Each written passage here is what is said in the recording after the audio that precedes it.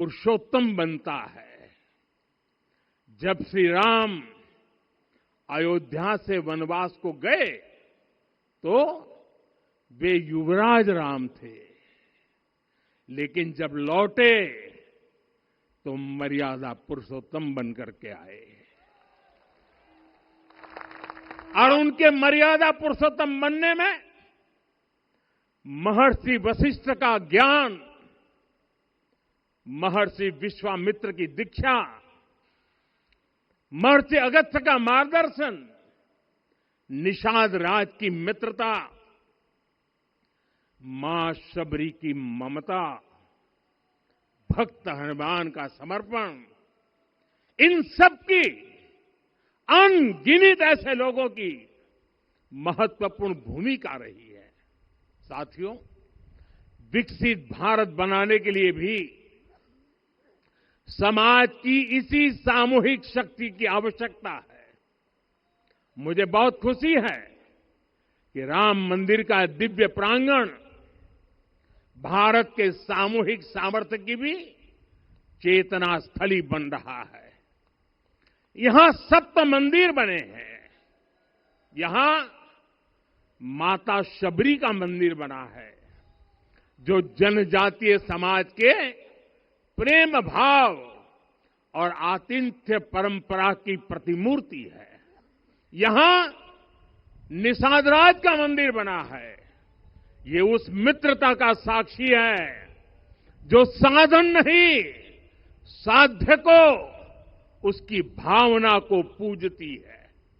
यहां एक ही स्थान पर माता अहिल्या है, महर्षि वाल्मीकि है, महर्षि वशिष्ठ है, महर्षि विश्वामित्र है, महर्षि अगस्त्य है और संत तुलसीदास है। रामलला के साथ साथ इन सभी ऋषियों के दर्शन भी यहीं पर होते हैं।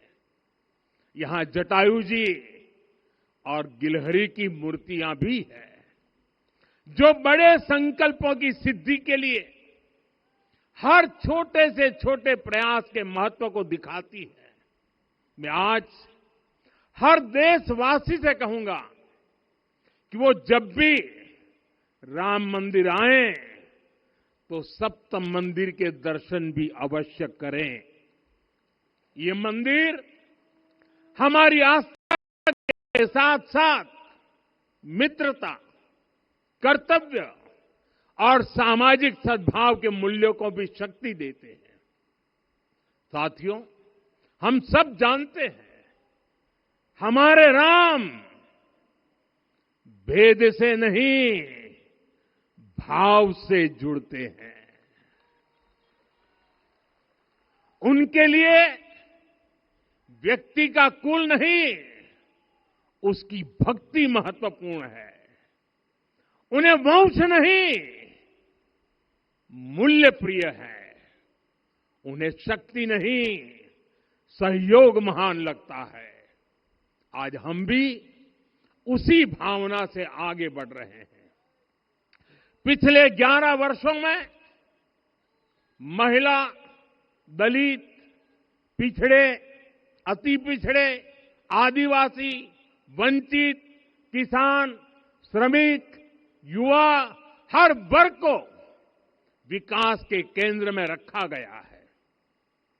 जब देश का हर व्यक्ति, हर वर्ग, हर क्षेत्र सशक्त होगा, तब संकल्प की सिद्धि में सबका प्रयास लगेगा और सबके प्रयास से ही 2047 जब देश आजादी के 100 साल मनाएगा, हमें 2047 तक विकसित भारत का निर्माण करना ही होगा।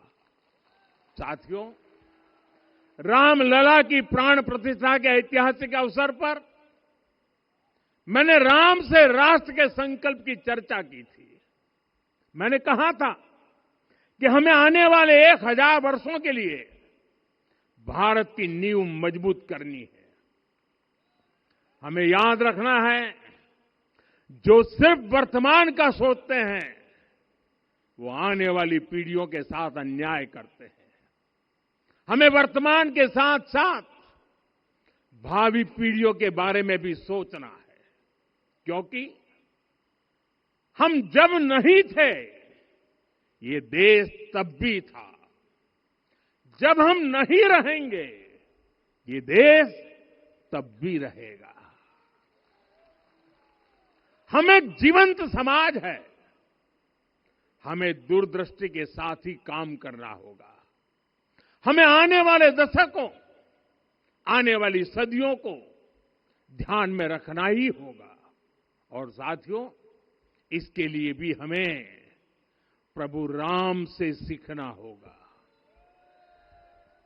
हमें उनके व्यक्तित्व को समझना होगा, हमें उनके व्यवहार को आत्मसात करना होगा।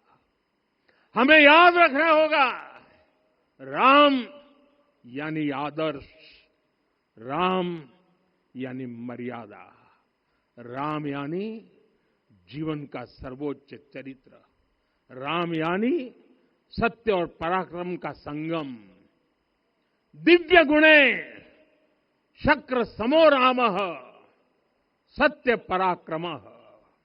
राम यानी धर्म पथ पर चलने वाला व्यक्तित्व। रामः सत्पुरुषो लोके सत्यः सत्यपरायणः।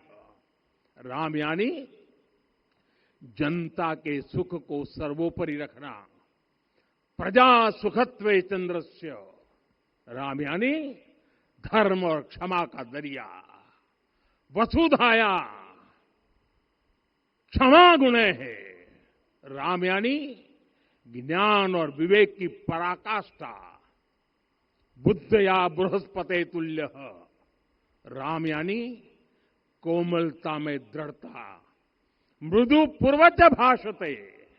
राम यानी कृतज्ञता का सर्वोच्च उदाहरण। कदाचन नोपकारेण कृति नैकेन तुष्यति। राम यानी श्रेष्ठ संगति का चयन।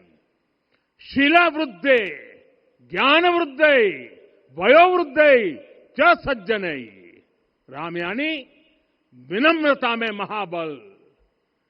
वीर्यवान च वीर्येण महता स्वेन विस्मितः। राम यानी सत्य का अडिग संकल्प। न च अनुत्र कथो विद्वान। राम यानी जागरूक, अनुशासित और निष्कपट मन। निस्तिंद्र अपम्रत च स्वदोष परदोषवित। साथियों, राम सिर्फ एक व्यक्ति नहीं, राम एक मूल्य है, एक मर्यादा है, एक दिशा है।